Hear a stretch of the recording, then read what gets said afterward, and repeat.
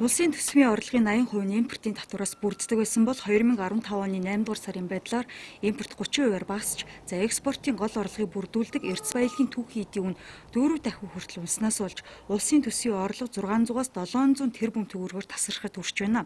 Сангийн авдрын ёроон шахагдсан эдийн засгийн хүндрэлийг 2016 онд хэрхэн давж туулах улсын төсөв тэгвэл хэмнэлтийн гормоо үргэлжлүүлэх төслийг улсын их хурлд өргөн мэдүүлэхээр байна. Эдийн засгийн хямрал, төсвийн хүндрэлтэй холбоотойгоор засгийн газар хэмнэлтийн горимж шилжих, төсөв оруулж ирэх гэж байгааг дэмжиж байна. 2016 оны улсын төсөв ээлжит залгамж парламентын сонгуулийн жилд таарч байгаа тул улсын их хурлын гишүүдийн дараагийн улс төрийн алхамд нийцүүлсэн зардал гаргахыг гэсэн болгоомжлол бий. За томилогдоод удаагүй байгаа сангийн шин сайд 2016 оны төсөвт үлэмж их хэмжээний хэмнэлт хийснээр 1.2-оос 1.3 их найт төгрөгийг төсөвт төвлөрүүлэх боломжтой гэж төсөөлжээ. Тэрээр эх оны төсвийг зах зээлийн эдийн засаг руу шилжсэн эрүүл эдийн засгийн хөрс болно хэмээн сэтгүүлчдэд өгсөн ярилцлагандаа дүгнсэн юм. Төсвөө эрүүлжүүлнэ гэдэг бол одоо дараа нь 17-18 оны төсөв бол маш зөв болж ирнэ гэсэн үг байхгүй юу? 180 гаруй мянган иргэн одоо төрийн албанд ажиллаж байна.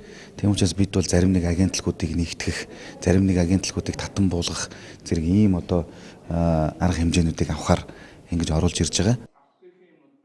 Төсвийн хит үргэлгэн байдлаас болж Монгол улсын төсөв сүүлийн 4-5 жилд алдагдaltaа батлагдаж, үүнээс болж Төв банк мөнгөний хатуу бодлого барьж 13% хүрсэн бодлогын хөв банкуд зээлэх хумх шалтгаан болсноор хувийн эрхлийнх нь санхүүгийн их усэр дутагдаж эцсийн хүндрэлтээр бууж байна.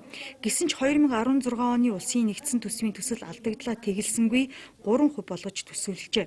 Уг нь төсвийн хүрээний мэдэгдэлд төсвийг алдагдaltaгүй баталгаар мэдэгдсэн тул тэглэх боломжтой гэж сангийн сайд асан Эрдэнэт сэтгүүлчийн асуусан асуултанд хариулсан юм.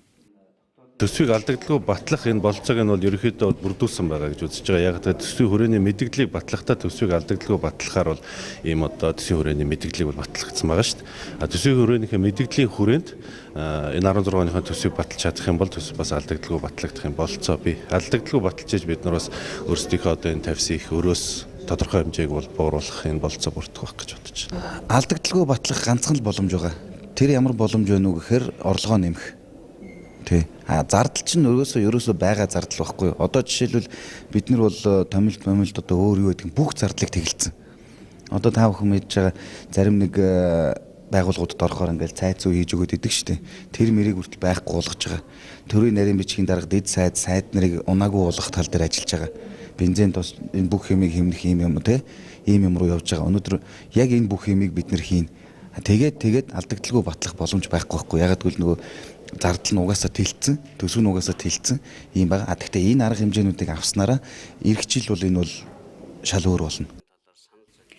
Түүний хэлснээр 2016 оны төсвийн хит тэлэлтээс болж алдагдaltaа батлагдахаас аргагүй байдалтай байгаа ч эх жилүүдэд төсөв алдагдaltaгүй батлагдах хөрсийг тавьсан төсөв болно гэсэн юм а.